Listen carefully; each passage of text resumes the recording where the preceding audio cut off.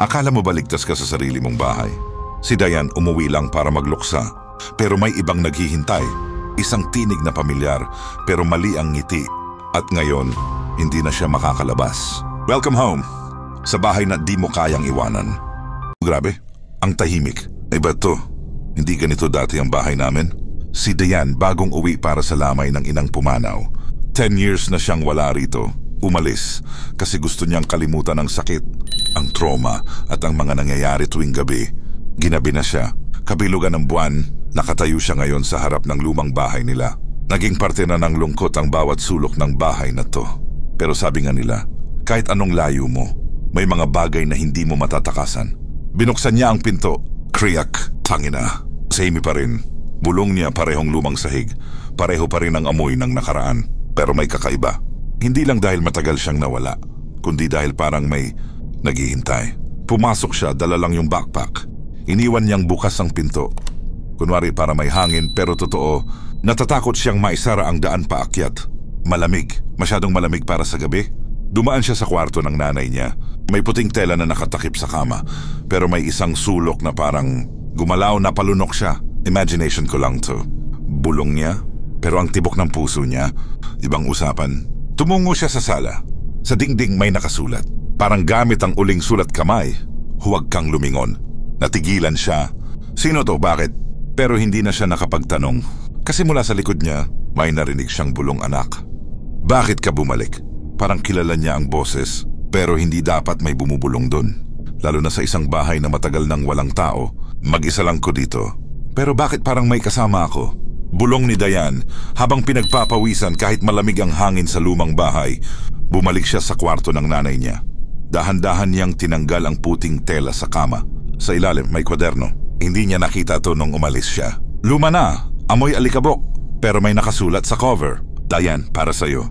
Kapag bumalik ka, biglang kumabog ang dibdib niya. Siya lang at si nanay ang may access sa kwarto dati. Kinabahan siya, pero binuksan niya ang notebook. Mga sulat.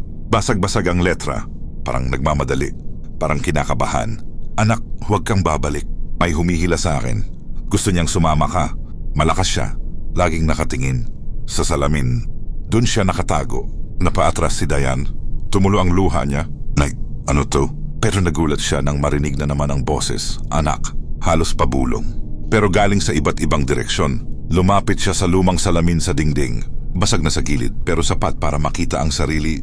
At ang isang aninong hindi niya kilala sa likod niya, nakayuko.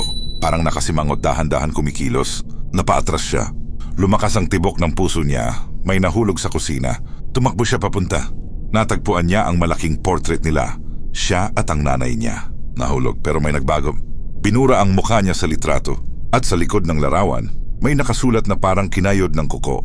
Hindi ka na makakalabas. Hindi na ito bahay. Hindi na ito tahanan.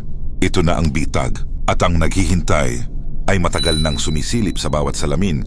Dapat umalis na ako. Nanginginig si Diane habang hawak ang lumang notebook. Pero sa bawat hakbang niya patungo sa pinto, naglalaho ang daan. Kalya na dapat iyon, ngunit nagiging parang maitim na laman, nilalamon ng ilaw. Anak, huwag ka nang tumakbo. Mula sa likod lumitaw ang isang anyo. Mukha ng nanay niya, pero mali. Masyadong maitim ang mga mata. Masyadong malalim ang ngiti. Nay, ikaw ba yan? Hindi sumagot. Lumapit lang. Gumalaw ang mga kamay, mahaba parang hindi tao. Hindi kanya iniwan, gusto kanyang makasama. Habang buhay, tumakbo si Diane papunta sa taas. Sa kwarto niya nung bata pa siya, inarte ng bahay na hindi nagbago.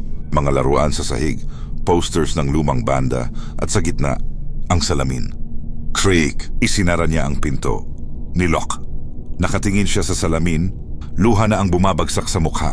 Tama na, ayoko na. Pero may sulat na lumabas sa salamin. Mismo, para bang isinulat ng daliri na gawa sa anino. Maging 18 dalawa! Hindi kinaya ni Diane. Tumakbo siya, basag ang salamin. Pero mula sa basag, lumabas ang kamay. Marami, kumapit sa binti niya. Wag, please. Sa huling pagkakataon, naalala niya ang tunay na sinabi ng nanay niya bago siya umalis. Kapag ang bahay na to tinawag ka, hindi ka na makakawala. Tumigil ang iyak. Tumigil ang paghingal, tahimik. Sa labas, umaraw. Pero sa loob, wala nang tao. Ang salamin na buo muli.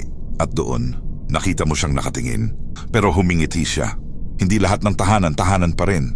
May mga pader na nag-iipon ng luha at may mga salaming nagtatago ng mga kwento. At minsan, kapag bumalik ka, hindi mo na kayang umalis. Ikaw, dahil sa bahay mo ba ligtas ka? O may nakatingin din sa iyo ngayon? Fade out with ambient whispering and wind, then silence.